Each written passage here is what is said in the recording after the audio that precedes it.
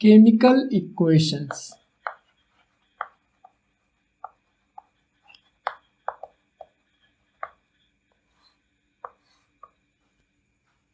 Now this is very important term in chemistry and it simply means a short form representation of a chemical change। ठीक है, मतलब किसी भी chemical change को अगर हम लोग सिंबल्स और केमिकल फॉर्मूला के हेल्प से शॉर्ट फॉर्म में रिप्रेजेंट करते हैं तो उस रिप्रेजेंटेशन को हम लोग कहते हैं केमिकल इक्वेशंस। ठीक है, अच्छा, इसको समझने के लिए हम लोग को पहले समझना होगा कि केमिकल चेंज क्या होता है। ठीक है, अच्छा, स्टेप बाय स्टेप हम लोग समझते हैं चीज़ों को। पहले जो चेंजेस होते हैं वो दो तरह के हो सकते हैं। पहला फिजिकल चेंज,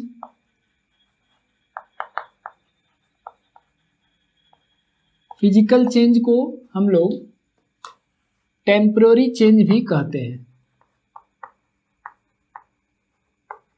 जैसे एग्जाम्पल हम लिख रहे हैं मेल्टिंग ऑफ आइस। ठीक है, आइस अगर मेल्ट होगा तो किस में चेंज हो जाएगा? वाटर में चेंज हो जाएगा, और इसी वाटर को फिर से अगर ठंडा किया जाए तो ये आइस में चेंज हो जाएगा। यानी कि अगर कोई ओरिजिनल सबस्टेंस है उससे किसी नए सबस्टेंस का फॉर्मेशन हुआ और वो नया सबस्टेंस वापस ओरिजिनल सबस्टेंस में चेंज हो जा रहा है, तो इस तरह के जो चेंज होते हैं उनको टेम्पररी चेंज या फिजिकल चेंज हम लोग कहते हैं। ठीक है, दूसरा जो टाइप है चेंज का वो है केमिकल चेंज। ठीक है, केमिकल चेंज जो होते हैं वो परमानेंट चेंज होते हैं, मतलब एक बार ये चेंज हो गया तो वापस हम लोग ओरिजिनल सबस्टेंस को नहीं पा सकते हैं। ठीक है, जैसे एग्जांपल है curdling of milk. Curdling of milk is an example of chemical change. ठीक है, मैं ऐसा एग्जांपल यहाँ पर सिलेक्ट कर रहा हूँ जिससे आपको ऐसे टॉपिक में कोई डर जैसा फीलिंग ना आए कि आप सोचने लगे बहुत सारे केमिकल रिएक्शंस होंगे, हमें कैसे याद होगा। ठीक है, तो उसका भी मेरे पास सॉल्यूशन है, बहुत आपको परेशान नहीं होना है। कर्डलिंग का जो प्रोसेस है वो हम सब लोगों ने देखा है, दूध से दही कैसे बनता है। ठीक है, और क्या दही बनने के बाद वापस हम लोग उस दही से दूध बना सकते हैं? नहीं बना सकते हैं, वो कभी नहीं बना सकते हम लोग। तो इसका मतलब वहाँ एक केमिकल चेंज हो रहा है, वो चेंज परमानेंट है। तो ऐसे जितने भी प्रोसेस हैं जिसमें कि कोई एक सबस्टेंस किसी दूसरे सबस्टेंस में चेंज हो जाए और वापस ओरिजिनल फॉर्म में चेंज ना हो सके, तो ऐसे चेंज को हम लोग कहते हैं केमिकल चेंज। और जहां भी केमिकल चेंज हो रहा होता है वहां पर केमिकल रिएक्शंस होते हैं।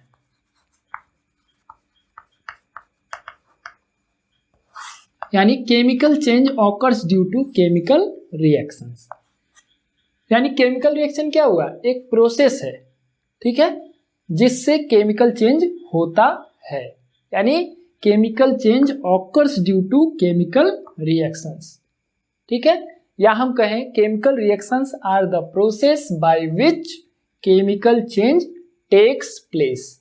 मैं इसको लिख दूं, chemical reactions are the process,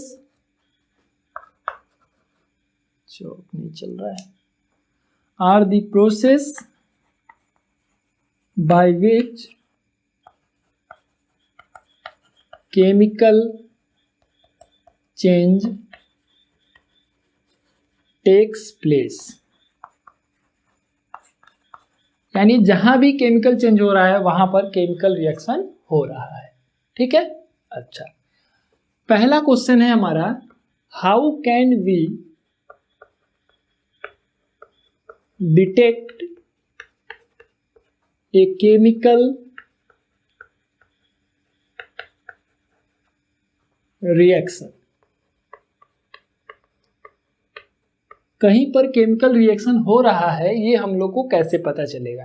ठीक है, यानी हमने दो सबस्टेंस को मिक्स कर दिया या तीन सबस्टेंस को मिक्स कर दिया एक साथ, और हम जानना चाहते हैं कि क्या उनके बीच में कोई केमिकल रिएक्शन हो रहा है कि नहीं हो रहा है, तो हम लोग को कैसे पता चलेगा। ठीक है, तो उसके बहुत आसान तरीके हैं। अगर कहीं पर भी केमिकल रिएक्शन हो रहा होगा तो वहां कुछ विजिबल साइंस आपको दिखाई देंगे। जैसे एज फॉर एग्जांपल, आप अपने कमरे के फर्श पर एसिड गिरा करके देखिएगा कभी। ठीक है, जो क्लीनिंग पर्पज के लिए डाइल्यूट HCl यूज किया जाता है। ठीक है, उसको अगर हम लोग थोड़ा सा गिरा दें, ठीक है, या फिर अब बहुत सारे डिसइंफेक्टेंट होते हैं जिनको हम लोग यूज करते हैं अपने घर के साफ सफाई के लिए, तो उसको जब फर्श पे गिराया जाता है तो आप देखते होंगे झाग बनने लगता है वहां पर। ठीक है, इफरवेसेंसेस होने लगते हैं। जैसे ये सरफेस है आपका, इस पर जैसे ही आपने 2-4 ड्रॉप गिराया इस पे, तो आप देखेंगे कुछ यहाँ पर कुछ चेंजेस आपको दिखाई देंगे। हो सकता है कुछ गैस बन रहा हो, ठीक है, या कोई कलर चेंज आपको दिखाई देगा। ठीक है, तो इस तरह से हम लोग जान सकते हैं कि जहां भी केमिकल रिएक्शन होता है वहां जरूर कुछ विजुअल साइंस होते हैं। साइंस मतलब कुछ ऐसे चीज दिखाई देंगे जिससे आप कह सकते हैं कि वहां पर केमिकल रिएक्शन हो रहा है। ठीक है, या तो उसका स्टेट बदल जाएगा। ठीक है, मैं इसको नोट भी करते चलूं। पहला चीज जो हो सकता है वो चेंज इन स्टेट। स्टेट बदल जाएगा। जैसे एक एग्जांपल हम आपको बताएं, चेंज इन स्टेट में हाइड्रोजन क्या है, एक गैस है, ऑक्सीजन भी क्या है, गैस है। ये दोनों आपस में जब रिएक्ट करते हैं तो एक नया सबस्टेंस का फॉर्मेशन होता है H2O, जो क्या है, लिक्विड है। ठीक है, यहां पर हम रिएक्शन को बैलेंस करते हुए लिखेंगे 2H2 + O2 गिव्स 2H2O। यह करना मैं अभी आपको बताऊंगा कि कैसे रिएक्शंस को बैलेंस किया जाता है। ठीक है, तो आप देखिए यहां पर कि हाइड्रोजन गैसियस फॉर्म में पाया जाता है, ऑक्सीजन भी गैसियस फॉर्म में पाया जाता है, लेकिन इन दोनों के रिएक्शन से जो नया सबस्टेंस बना वो किस फॉर्म में है, लिक्विड स्टेट में। तो इससे पता चल जाएगा कि यहाँ पर केमिकल रिएक्शन हुआ है। ठीक है, अब सिर्फ यही एग्जाम्पल नहीं है, बहुत सारे एग्जाम्पल्स हैं। ठीक है ना, और आपकी जो केमिस्ट्री है वो काफ़ी बेसिक है, बेसिक केमिस्ट्री हम लोग पढ़ रहे हैं। आगे हायर क्लासेस में आप जाएंगे तो बहुत सारे केमिकल रिएक्शंस को आप लिखते रहेंगे, जिससे आपको बहुत सारे एग्जाम्पल्स मिलेंगे। ठीक है, बस ध्यान ये देना है कि आप केयर करिएगा। अब आगे जब भी आप केमिकल रिएक्शन लिखिएगा तो ये केयर करिएगा कि क्या उसमें स्टेट चेंज हो जा रहा है कि स्टेट वही रह रहा है। ठीक है, अच्छा, दूसरा चीज क्या हो सकता है, दूसरा चीज हो सकता है change of colour. Colour change हो सकता है। ठीक है, कलर चेंज हो सकता है। जैसे एक एग्जांपल मैं आपको बताऊं, डिटॉल को आप पानी में थोड़ा डाल के देखिएगा क्या होगा, चेक करिएगा। मैं इसका आंसर नहीं बताऊंगा क्योंकि डिटॉल बहुत आसानी से अवेलेबल होता है, हर घर में फर्स्ट एड किट में जरूर होगा ये। तो डिटॉल का 1-2 ड्रॉप पानी में डाल के देखिएगा, या जो हम लोग फिनाइल यूज करते हैं वॉशिंग पर्पज के लिए, जो डिसइंफेक्टेंट के रूप में हम लोग यूज करते हैं, तो उसको आप जरा पानी में डाल के देखिएगा क्या हो रहा है। ठीक है, तो आपको पता चलेगा कि केमिकल चेंज होता है तो कुछ ना कुछ उसमें विजिबल साइंस होते हैं। ठीक है, अच्छा, चेंज ऑफ कलर का मैं एग्जांपल आपको बताऊं, आयरन को कॉपर सल्फेट सॉल्यूशन में जब रखा जाता है, जैसे आयरन नेल्स है, लोहे की कील है, उसको कॉपर सल्फेट के सॉल्यूशन में रख दिया जाए। इस कॉपर सल्फेट का जो एक्वस सॉल्यूशन होता है वो ब्लू कलर का होता है और आयरन का कलर ग्रे होता है, आप जानते हैं। क्या होगा, धीरे धीरे जो ब्लू कलर है सॉल्यूशन का वो फेड होने लगेगा। ठीक है, the blue colour of solution fades.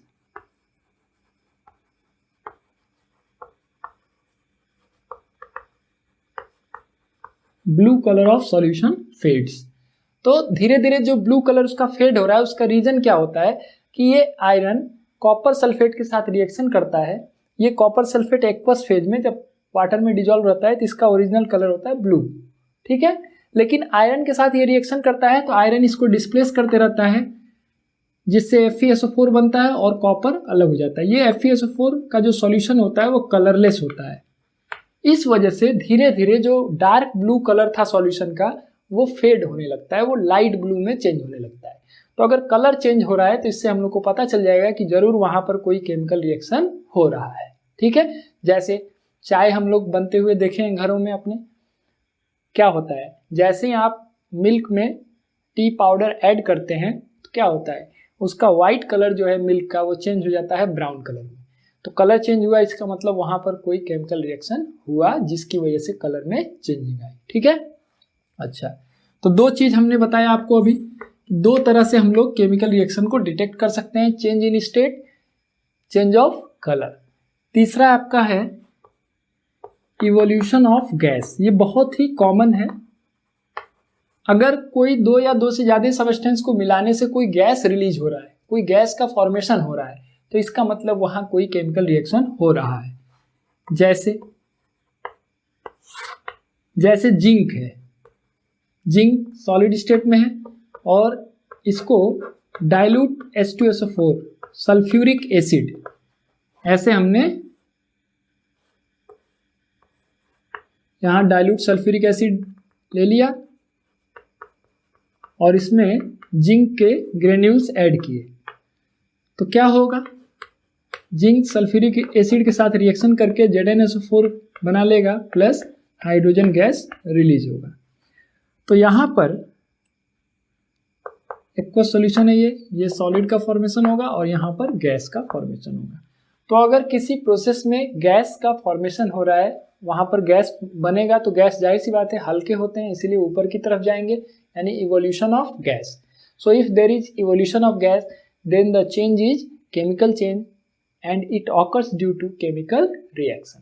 ठीक है, नेक्स्ट है हमारा इवोल्यूशन ऑफ हीट, मतलब हीट एनर्जी निकल रही हो। इवोल्यूशन ऑफ हीट मतलब जिस बर्तन में आप रिएक्शन करेंगे वो थोड़ा उसकी टेम्परेचर बढ़ जाएगी, वो गर्म हो जाएगा। जैसे कैल्शियम ऑक्साइड, इसको कहते हैं क्विक लाइम। ये आप खुद भी कर सकते हैं एक्सपेरिमेंट, बहुत ही सेफ एक्सपेरिमेंट है, कोई ऐसा नहीं कि डेंजरस एक्सपेरिमेंट है। क्विक लाइम को वाटर में ऐड कर दीजिए। ठीक है, क्विक लाइम सॉलिड स्टेट में है, चूना जो है, चूना को मार्केट से आप खरीद लीजिए और उसको पानी में डाल दीजिए, तो क्या होगा, ये रिएक्शन होगा, CaOH होल ट्वाइस में ये चेंज हो जाएगा स्लैग्ड लाइम और हीट लिबरेट होगा। यानी जिस बर्तन में, जैसे आप कोई एक छोटा सा बर्तन ले लिए, उसमें पानी रख लीजिए और चूना को उसमें डाल दीजिए, कुछ देर बाद आप देखेंगे कि वो बर्तन थोड़ा गर्म हो जाएगा। तो गर्म कैसे हुआ, जब आपने गर्म किया ही नहीं, तो जाहिर सी बात है कि चूना को पानी में डालने के बाद कुछ केमिकल रिएक्शन हुआ, उसमें जो हीट रिलीज हुआ उसी की वजह से आपके बर्तन का टेम्परेचर बढ़ गया। ये आप करके देखिएगा, कोई बहुत खर्च भी नहीं लगता है, 2-4 रुपए का चूना खरीद लीजिए, लेकिन ऐसा चूना जो क्विक लाइम है, यानी चूना पत्थर आप खरीदिए। ठीक है ना, ये नहीं कि आप पान के दुकान से आप खरीदने लगे चूना, तो वो तो ऑलरेडी वो स्लैग्ड लाइम है, तो वो नहीं आपके लिए। चूना पत्थर आप खरीदेंगे, थोड़ा सा 2-4-5 रुपया 10 रुपया खरीदिए, पानी में डाल के देख लीजिए, बहुत सेफ एक्सपेरिमेंट है, ऐसा नहीं है कि बहुत ज़्यादा दिक्कत भी होगा, लेकिन इससे आपकी एक साइंटिफिक अप्रोच डेवलप होगी, पढ़ाई को लेकर के आप थोड़ी सी इंटरेस्ट आप में आएगी। ठीक है, अच्छा, तो ये मैंने 4 ऐसे तरीके बताए जिससे हम लोग केमिकल रिएक्शंस को डिटेक्ट कर सकते हैं। They are methods to detect a chemical reaction. और अगर केमिकल रिएक्शन हो रहा होगा तो जाहिर सी बात है कि वहां पर केमिकल चेंज भी हो रहा होगा। ठीक है, अच्छा, तो ये हमारा डिफिनीशन है। इस बेसिस पर क्या केमिकल इक्वेशंस, दे आर, इसका डिफिनीशन मैं लिख रहा हूं, they are short form representation of a chemical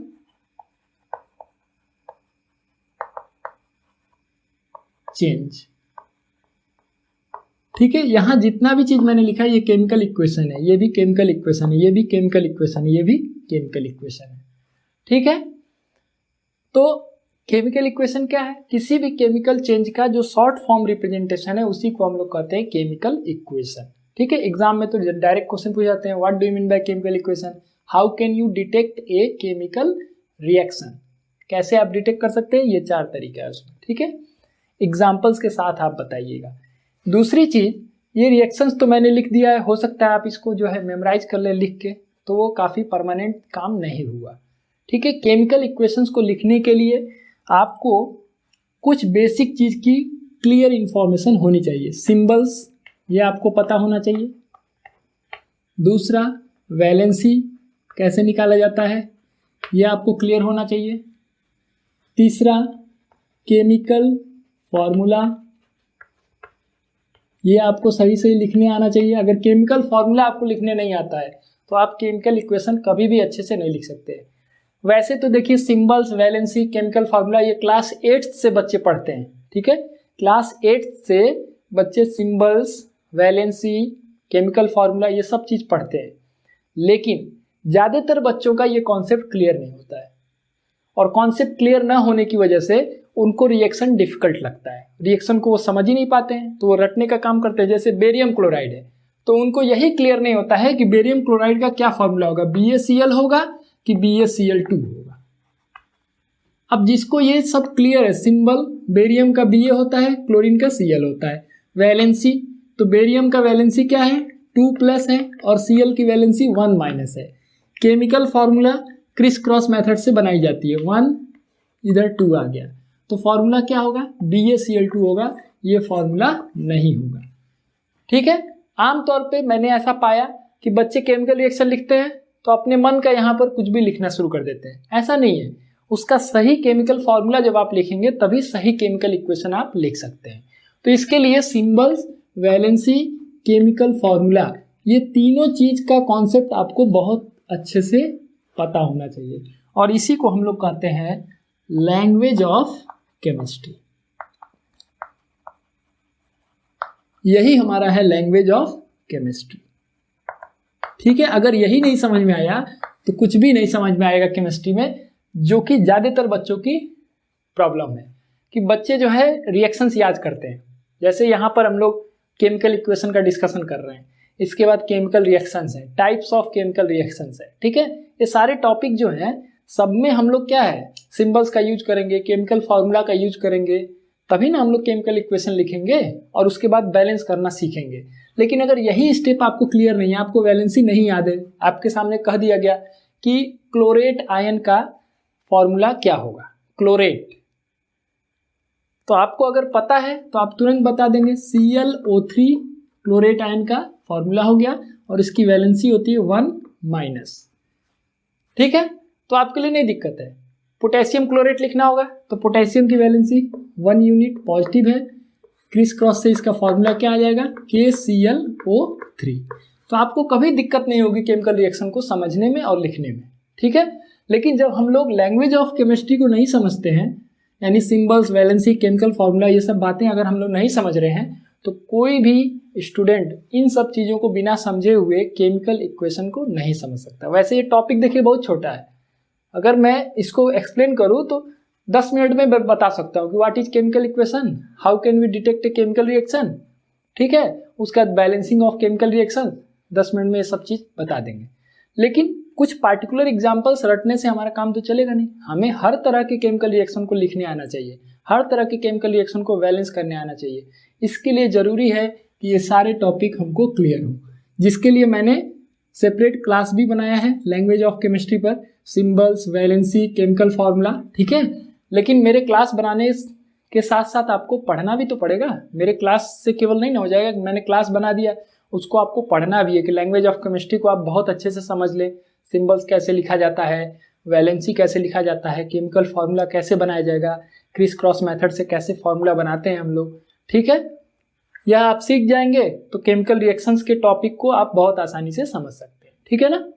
अच्छा, तो आपको ये सब भी आगे जो है अच्छे से इसको समझते चलना है, सिंबल्स, वैलेंसी और केमिकल फॉर्मूला जो कि लैंग्वेज ऑफ केमिस्ट्री में है, ठीक है ना। जिससे कि हम लोग आज हम लोग 4 रिएक्शन लिख रहे हैं, लेकिन आगे चल के 400 रिएक्शन भी लिखना हो तो हम लोग को टेंशन ना हो, हम लोग आसानी से उसको लिख सके, ठीक है। अच्छा, अब जो नेक्स्ट स्टेप है कि what are the informations which are present in chemical equation. Chemical equation अगर कहीं पर लिखा गया है तो इससे क्या क्या इंफॉर्मेशन हम लोग को मिल जाता है, ठीक है। अच्छा, तो चलिए हम लोग देखते हैं क्या क्या इंफॉर्मेशन हम लोग को मिलता है केमिकल इक्वेशन से। इंफॉर्मेशंस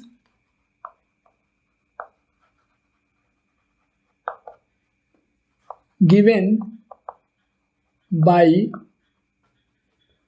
केमिकल इक्वेशंस, क्या क्या इंफॉर्मेशन हम लोग को मिलता है। ठीक है, अब मैं एक एग्जांपल यहाँ पर लेता हूँ और उसके बाद आपको मैं समझा रहा हूँ कि क्या क्या इंफॉर्मेशन हम लोग को मिल जाता है और क्या नहीं मिलता है। ठीक है, तो चलिए एक एग्जांपल,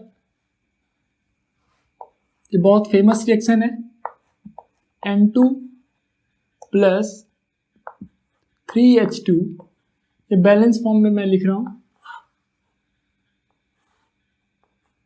गिव्स 2NH3। ठीक है, देखिए N2 मतलब नाइट्रोजन मॉलिक्यूल है, ये हाइड्रोजन हो गया और ये अमोनिया। जब हम किसी केमिकल चेंज को इस तरह से रिप्रेजेंट करते हैं तो एक बात हम लोग को पता चल गया कि इस केमिकल चेंज के प्रोसेस में रिएक्टेंट्स क्या क्या हैं, यानी कौन से सबस्टेंस आपस में रिएक्शन कर रहे हैं और क्या बन रहा है, मतलब प्रोडक्ट। ठीक है, दूसरा केमिकल इक्वेशन को लिखने के तरीका क्या है कि हम लोग जो भी रिएक्टेंट या प्रोडक्ट होते हैं उनके फिजिकल स्टेट को भी दिखाते हैं। सॉरी, N2 जो है गैस है, हाइड्रोजन भी गैस है और अमोनिया भी गैस है। तो देखिए नोट भी करते चले। पहला इंफॉर्मेशन ये पता चलता है, इट गिव्स इंफॉर्मेशन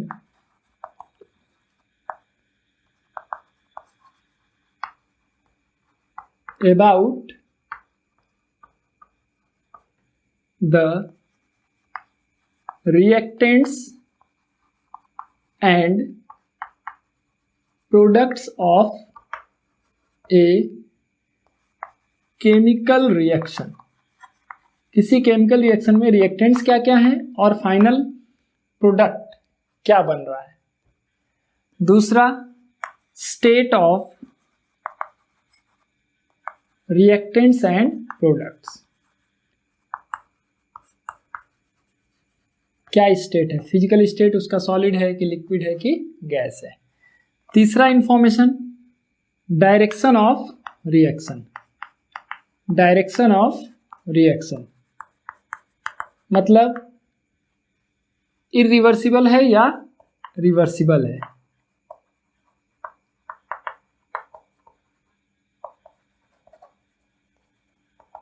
ठीक है, और क्या इंफॉर्मेशन मिलता है, देखिए जैसे ये रिएक्शन है, इसमें आयरन कैटलिस्ट होता है, मॉलिब्डेनम कैटालिटिक प्रमोटर होता है। ठीक है, इस रिएक्शन का टेम्परेचर 500 डिग्री सेल्सियस है और प्रेशर 200 एटमॉस्फेरिक प्रेशर। तो ये भी सब इंफॉर्मेशन हम लोग को पता चलता है, यानी टेम्परेचर, प्रेशर, कैटलिस्ट एटसेट्रा। ठीक है ना, कैटालिटिक प्रमोटर है इसलिए मैंने एटसेट्रा लिख दिया। तो टेम्परेचर, प्रेशर, कैटलिस्ट, इन सब चीज़ों के बारे में भी केमिकल इक्वेशन से हमको इन्फॉर्मेशन मिल जाता है। ठीक है, कि किसी केमिकल रिएक्शन को कराने के लिए कितनी टेम्परेचर की जरूरत पड़ेगी। ठीक है, अच्छा, लिमिटेशंस क्या है, मतलब क्या क्या इन्फॉर्मेशन नहीं पता चल पाता है, क्या लिमिटेशंस हैं केमिकल इक्वेशन के। Limitations of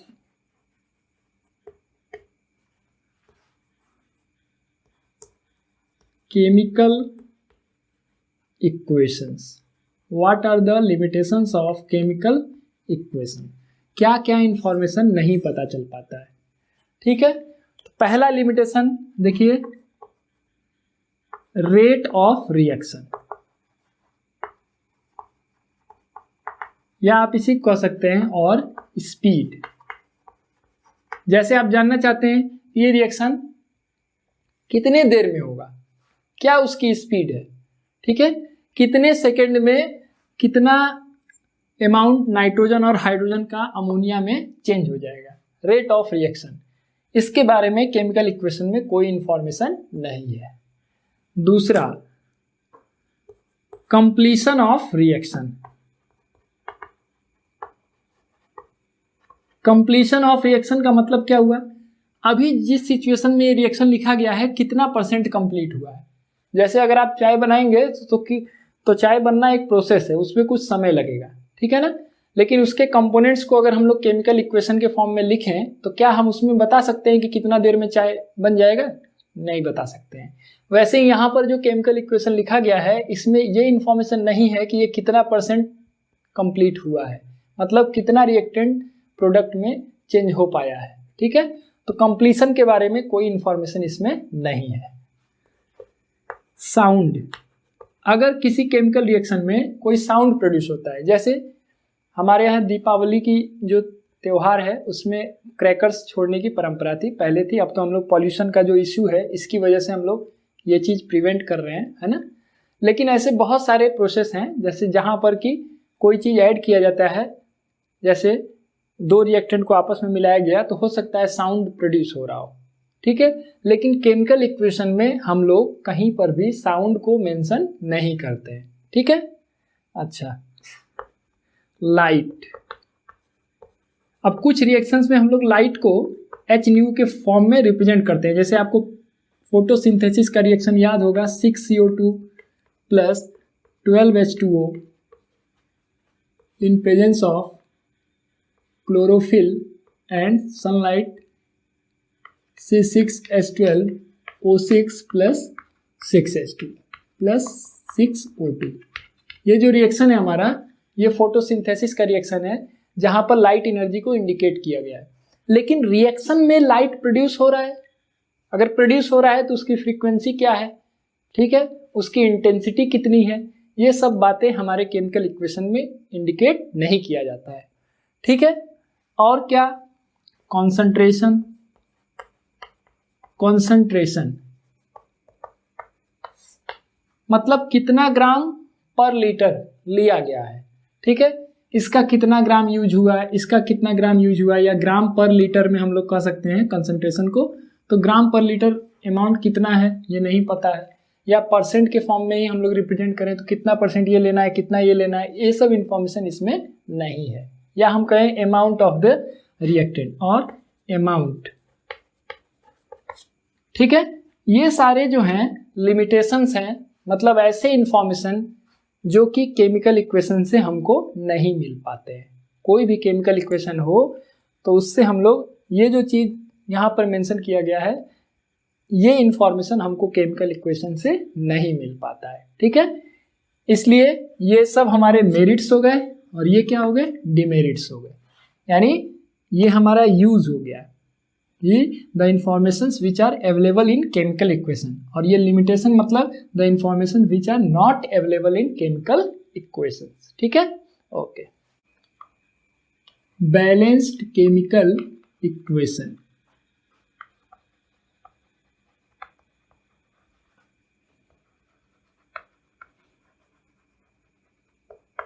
balanced chemical equation का मतलब क्या होता है, यानी ऐसा केमिकल इक्वेशन जिसमें किसी भी एलिमेंट का जितना एटम रिएक्टेंट साइड में है उतना ही एटम प्रोडक्ट साइड में हो, ठीक है। या हम ऐसे कहें, ऐसा केमिकल इक्वेशन जिसमें हर एलिमेंट के नंबर ऑफ एटम दोनों साइड में सेम हो, ठीक है। ऐसे केमिकल इक्वेशन को हम लोग कहते हैं balanced chemical equation.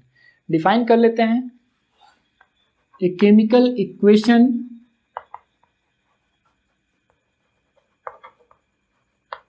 in which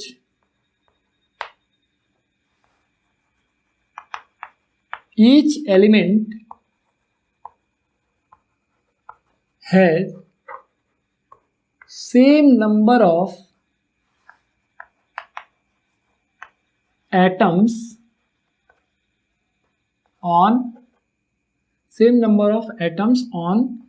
the both side of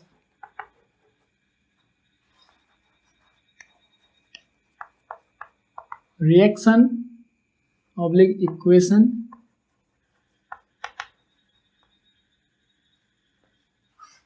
is called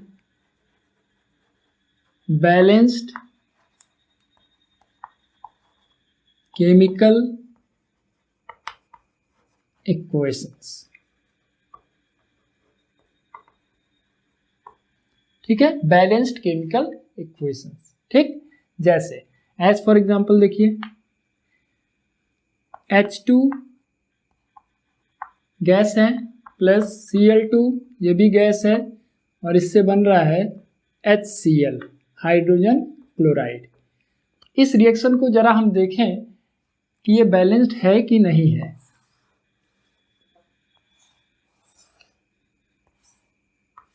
ये बहुत सिंपल रिएक्शन है तो हो सकता है आप तुरंत डिसाइड कर लें, लेकिन कॉम्प्लेक्स रिएक्शंस में डिसाइड करने में समय लगता है, इसलिए हम लोग एक सिस्टमेटिक वे से पता करें तो बेहतर होगा।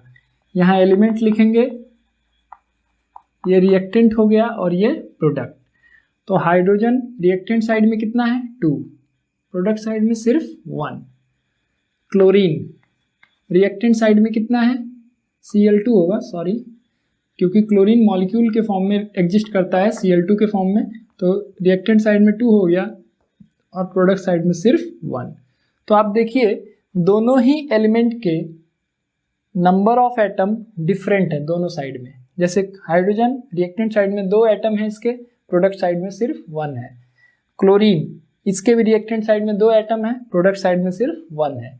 तो ये जो रिएक्शन लिखा गया है, केमिकल इक्वेशन लिखा गया है, इट इज नॉट बैलेंस्ड। ठीक है, ये बैलेंस्ड नहीं है।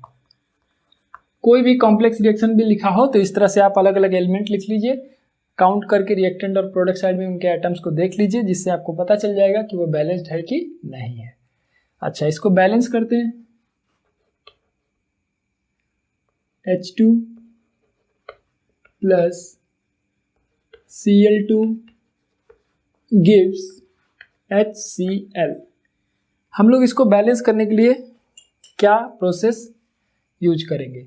देखिए, हमको बहुत सिंपल स्टेप में इसको बैलेंस कर सकते हैं। जैसे यहाँ हाइड्रोजन 2 दिख रहा है, यहाँ 1, तो हम लोग 2 से मल्टीप्लाई कर रहे हैं। ठीक है, यहाँ हम लोग 2 से मल्टीप्लाई करेंगे। जैसे आप 2 से मल्टीप्लाई करेंगे तो देखिए ध्यान क्या देना है, ये हाइड्रोजन प्रोडक्ट साइड में देखिए किस फॉर्म में है, HCl के फॉर्म में है। तो अगर हम लोग 2 से इसको मल्टीप्लाई करते हैं तो यहाँ 2 आएगा, तो केवल हाइड्रोजन नहीं मल्टीप्लाई होगा, क्लोरीन भी मल्टीप्लाई हो जाएगा। ठीक है, और क्लोरीन भी मल्टीप्लाई हो जाएगा। तो देखिए बैलेंस भी हो गया, इधर 2 हो गया, 2 × 1 2 हो गया, यहाँ भी 2 × 1 2 हो गया। यानी अब रिएक्टेंट और प्रोडक्ट दोनों साइड में नंबर ऑफ एटम्स सेम हो गए किसी भी एलिमेंट के लिए। यानी हम लोग इसको ऐसे लिख देंगे, H2 plus Cl2 gives 2HCl। अब ये जो इक्वेशन है ये बैलेंस्ड केमिकल इक्वेशन है।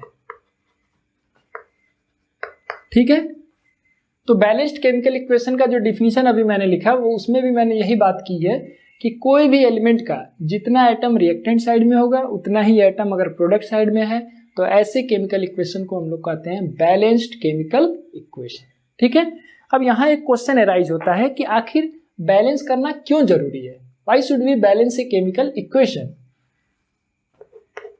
Why should we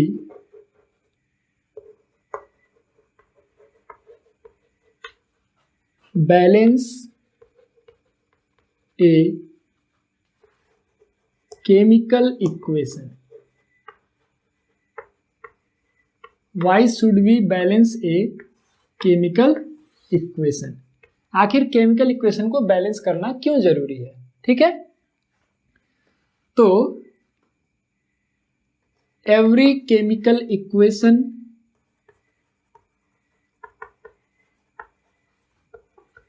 should obey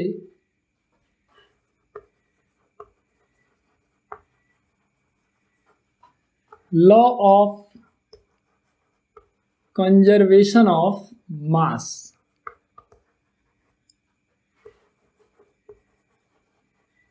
law of conservation of mass. ठीक है, law of conservation of mass. So it should be balanced।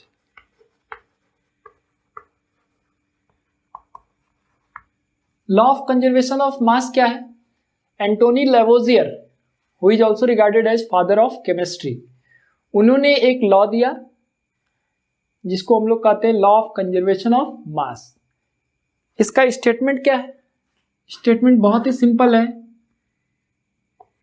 Matter can neither be created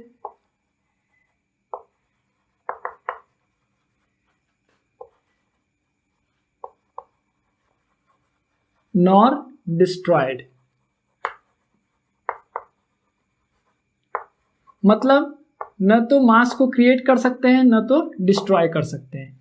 इसका मतलब total mass of reactant must be equal to total mass of product. ठीक है, किसी भी process में न तो मास प्रोड्यूस हो सकता है और न तो मास डिस्ट्रॉय हो सकता है। इसलिए किसी भी केमिकल इक्वेशन को लिखते समय यह ध्यान देना चाहिए कि जितना मास रिएक्टेंट साइड में है उतना ही मास प्रोडक्ट साइड में होना चाहिए। यानी कि कोई भी केमिकल इक्वेशन को बैलेंस फॉर्म में ही रिप्रेजेंट किया जाता है। ठीक है, अच्छा, तो ये हमारा बैलेंस केमिकल इक्वेशन का डिफिनीशन है और ये रीजन है कि क्यों हम लोग को केमिकल इक्वेशन को बैलेंस करना चाहिए। ठीक है, अब हम लोग देख लेते हैं कि हम लोग केमिकल इक्वेशन को कैसे बैलेंस करते हैं।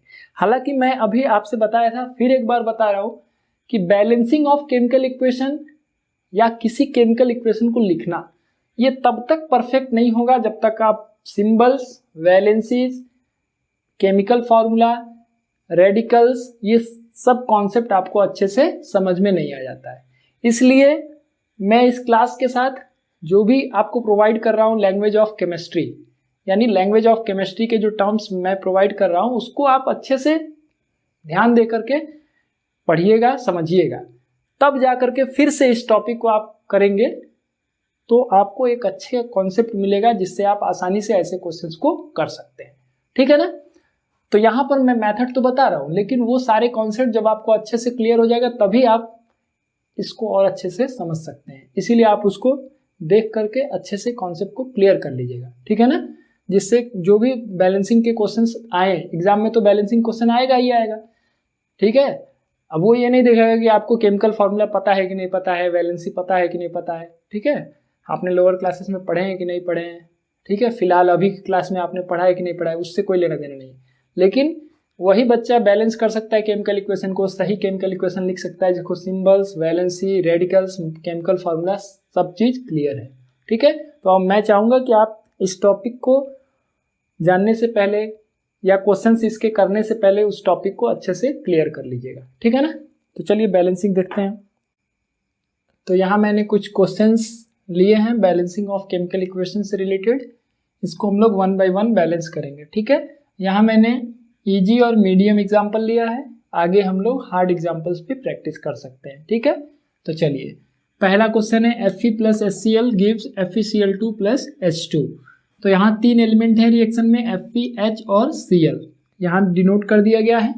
अब रिएक्टेंट साइड में Fe कितना है 1, हाइड्रोजन कितना है 1, Cl कितना है 1। प्रोडक्ट साइड में देखिए Fe1 है और हाइड्रोजन 2 है और Cl भी 2 है। ठीक है, बैलेंसिंग करते समय हम लोग को बैलेंसिंग का काम हमेशा वहां से शुरू करना चाहिए जिसके एटम कम है। तो देखिए Fe के एटम दोनों साइड में 1 1 है, तो कम तो है लेकिन ये बैलेंस है, तो इसमें कुछ करना नहीं है हम लोग को। बचा हाइड्रोजन और क्लोरीन, तो हाइड्रोजन देखिए 1 है तो ये 2 है, वैसे Cl के लिए भी यहाँ 1 है तो यहाँ पर 2 है।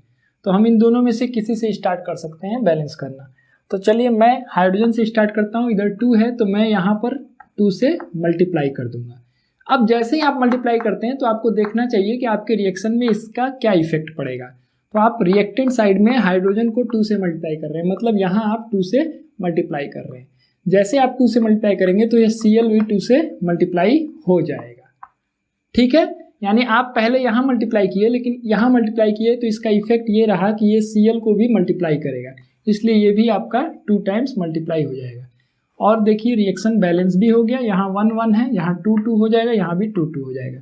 तो फाइनली बैलेंस्ड इक्वेशन क्या हो गया, Fe plus 2HCl gives FeCl2 plus H2। ये आपका इजी केस है, देखिए एक ही स्टेप में यह बैलेंस हो गया। ठीक है, चलिए दूसरा क्वेश्चन हम लोग करते हैं। Potassium plus water gives potassium hydroxide plus H2। देखिए इसका नाम भी जो मैं बोल रहा हूँ पोटेशियम हाइड्रोक्साइड, ये कैसे पता चल रहा है, इसमें 2 आयन हैं, पोटेशियम आयन और हाइड्रोक्साइड आयन। ठीक है, तब हम इसका नाम आसानी से बता दे रहे हैं पोटेशियम हाइड्रोक्साइड। वैसे इसका नाम क्या होगा, Al2SO4 होल थ्राइस, इसका नाम होगा एल्यूमिनियम सल्फेट। एल्यूमिनियम की वैलेंसी होती है 3+, सल्फेट की वैलेंसी होती है 2-। क्रिस क्रॉस से ये फॉर्मूला बना, Al2 आ गया और SO4 होल थ्राइस आ गया। ठीक है, तो ये सारी चीजें लैंग्वेज ऑफ केमिस्ट्री की है, जिसको समझने के बाद ये सब चीज आसान हो जाएगा। ठीक है, मिटा दिया मैं इसको। चलिए इसको बैलेंस करते हैं। सेकंड क्वेश्चन में पोटेशियम, हाइड्रोजन, ऑक्सीजन। पहले रिएक्टेंट साइड में कितने पोटेशियम है 1, हाइड्रोजन कितना है 2, ऑक्सीजन कितना है 1। और प्रोडक्ट साइड में देखिए पोटेशियम 1 है, हाइड्रोजन कितना है, देखिए 1+2 लिखेंगे इसको, 1+2, और ऑक्सीजन 1 है। तो देखिए हम लोग बैलेंसिंग कहाँ से स्टार्ट करेंगे। पोटेशियम और ऑक्सीजन तो ऑलरेडी बैलेंस्ड है, इनको कुछ करना ही नहीं है। हाइड्रोजन देखिए यहाँ 2 है, जबकि यहाँ पर कितना है 1+2 है, तो इसमें ये इवन नंबर है, ये ऑड नंबर है। तो यहीं से आपको हिंट मिल रहा है कि इसको हम लोग मल्टीप्लाई कर दे 2 टाइम्स, तो कुछ आसानी से ये बैलेंस हो जाएगा। इसको मैं 2 से मल्टीप्लाई करता हूँ। जैसे हम लोग 2 से मल्टीप्लाई करेंगे यहाँ पर, तो देखिए 1 हाइड्रोजन यहाँ पर है, तो ये 2 से मल्टीप्लाई हो जाएगा, और ये 2 से मल्टीप्लाई हुआ है, तो पोटेशियम भी 2 टाइम्स हो जाएगा और ऑक्सीजन भी 2 टाइम्स हो जाएगा प्रोडक्ट साइड में। यानी पोटेशियम भी यहाँ पर भी 2 से मल्टीप्लाई हो गया और यहाँ पर भी 2 से मल्टीप्लाई हो गया, और ये 2 से मल्टीप्लाई हुआ दोनों, तो आपको यहाँ पर भी ऑक्सीजन और पोटेशियम को 2 से मल्टीप्लाई करना पड़ेगा, क्योंकि देखिए ये 2 टाइम मल्टीप्लाई हुआ तो ये 2 हो गया, तो आपको यहाँ भी मल्टीप्लाई करना पड़ेगा। ये भी 2 हो गया तो यहाँ भी मल्टीप्लाई करना पड़ेगा। ठीक है, तो मैं इन दोनों को मल्टीप्लाई कर दे रहा हूँ 2 और 2, और जैसे ही आप यहाँ मल्टीप्लाई कर रहे हैं ऑक्सीजन को बैलेंस करने के लिए, हाइड्रोजन भी आपका 2 टाइम्स मल्टीप्लाई हो गया। ठीक है, तो देखिए अब 2 2 4, 2+2 4, 2 2, यानी ये रिएक्शन बैलेंस हो गया। अब आप देखिए कंपेयर करिए, ये वाला रिएक्शन इजी वाला था, एक स्टेप में हो गया, इसमें आप लोग को 2 स्टेप 3 स्टेप जाना पड़ा। ठीक है, लेकिन बैलेंस हो गया, मेथड वही था। स्टेप बाय स्टेप आपको यही देखना है कि जब हम एक चीज को मल्टीप्लाई करते हैं तो उसका इफेक्ट बाकी कौन कौन से एलिमेंट पर पड़ रहा है। ठीक है, तो फाइनली ये बैलेंस हो गया, और बैलेंस्ड इक्वेशन हो गया 2K + 2H2O gives 2KOH + H2।